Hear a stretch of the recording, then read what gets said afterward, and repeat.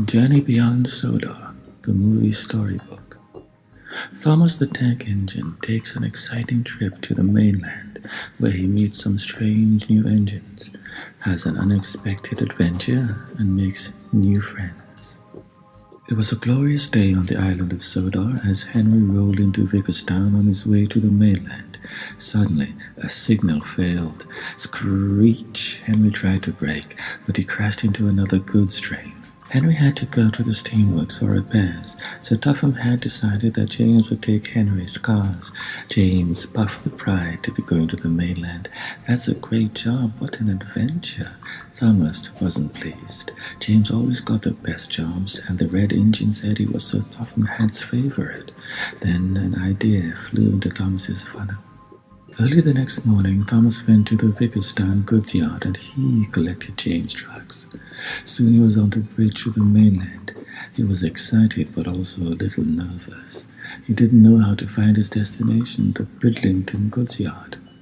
On the mainland, Thomas met a crane named Beresford.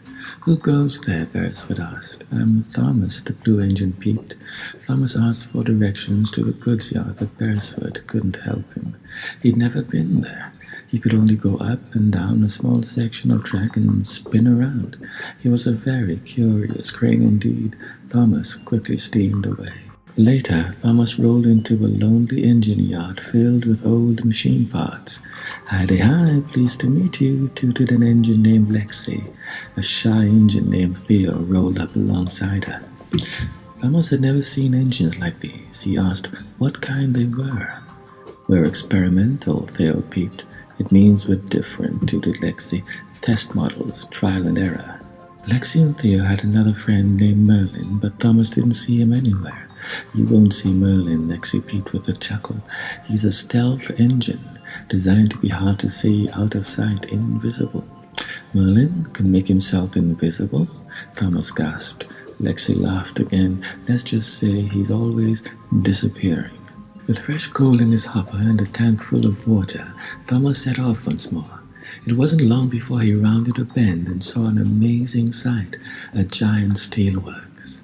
"I have a feeling we're not in Sodor anymore," said one of the troublesome trucks. As Thomas steamed into the steelworks, two huge engines rolled up. One was a big tank engine named Hurricane. The other was a diesel shunter named Frankie. Thomas asked if the engines knew how to get to Bridlington. "Of course," said Frankie, "but you mustn't worry about going to the goods yard tonight. Uncouple those cars." "We look after them for you," boomed Hurricane. Thomas released his trucks and went to tour the steelworks. Everything glowed and sizzled as molten steel was poured into molds. Special machines and cars whizzed around him. "This is the hottest place in town," Hurricane and Frankie tooted. When the tour was over, Thomas settled into a comfy shed for a much-needed rest.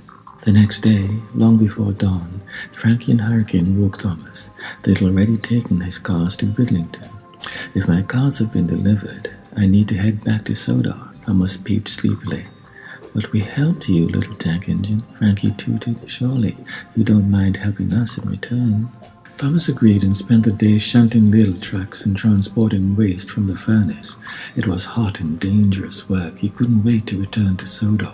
But when he was done, Frankie and Hurricane wouldn't let him go. They said there was more to do, and they locked him in the steelworks. Meanwhile, back on Sodor, everyone wondered where Thomas was. James was especially concerned because he was tired of doing all his friends' work. "I'm going to the mainland to find Thomas and bring him home," he said. That night on the mainland, thunder rumbled and lightning flashed across the sky. Thomas knew he had to escape while Frankie and Hurricane slept. He rolled through the darkened steelworks, slowly building speed, and bashed through the gates. Thomas escaped into the dark woods. "Are you hiding?" a voice asked. "I love hiding. I'm a stealth engine." Thomas couldn't see anyone, but knew this was Merlin's voice. "Don't worry," Merlin whispered. "You're with the best hider ever." Thomas felt safe, and the big engines didn't find him. The next morning, Merlin was gone. As Thomas steamed towards Sodor, he met Beresford the crane again. Just as Frankie and Hurricane came around the bend, Beresford quickly hoisted Thomas up and hid him. Just then, James rolled down the track and met Frankie and Hurricane. The three engines steamed away together. Thomas knew that he needed to save his friend. He also knew who could help. Thomas hurried to find the experimental engines and asked Theo, Lexi, and Merlin to help save James. "But we can't do anything," Theo protested. "But we can try," replied Merlin. "This is the most excitement I've had in forever," Lexi tooted. Theo and Lexi took a flatbed filled with scrap and pretended there was an accident. While Frankie and Hurricane went to investigate, Thomas and Merlin snuck into the Steelworks. "James," Thomas peeped, "we really need to go." "Oh, I'm more than ready to go," James puffed. "This work doesn't suit me at all." Just then, Frankie and Hurricane returned. They chased James and Thomas into the fiery Steelworks. Theo tried to help, but he crashed into a control panel. A giant magnet suddenly swung out over the tracks and attached itself to Thomas. It lifted him up and carried him toward a blast furnace. Theo hit another button to release Thomas. He crashed to the ground and knocked over a vat of molten steel. A fiery puddle spread toward Thomas. Hurricane sped forward and shoved Thomas out of the way. The little blue engine was safe, but the big engine's wheels had touched the boiling hot puddle. "Help!" Hurricane screamed. "My front wheels are melting!" Merlin quickly pulled Hurricane to safety, but Hurricane's wheels were damaged. He needed serious repairs. Without Hurricane's help, Frankie didn't know what she would do. "I can't do everything on my own," she said. "Nobody wants to work here."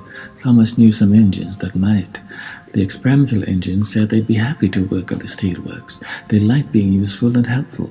When they were back on Sodor, Thomas apologized for taking James' trucks. "And I'm sorry I teased you about being Sir Topham Hatt's favorite engine," James peeped. "If anyone's the favorite, Thomas, it's probably you." "Don't be silly, James," Thomas peeped with a chuckle. They rolled into Tidmouth Sheds, where their friends were happy to see them again. "Now, there's a sight for sore eyes," Sir Topham Hatt exclaimed. He was happy to have all of his favorite engines back together again. The end.